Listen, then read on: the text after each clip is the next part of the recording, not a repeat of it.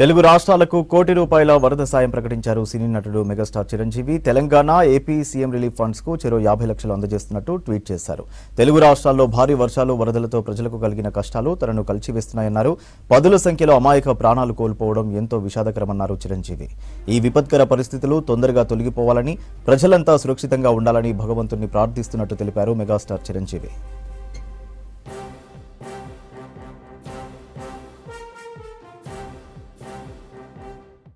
తెలుగు రాష్ట్రాలకు కోటి రూపాయల వరద సాయం ప్రకటించారు సినీ నటుడు మెగాస్టార్ చిరంజీవి.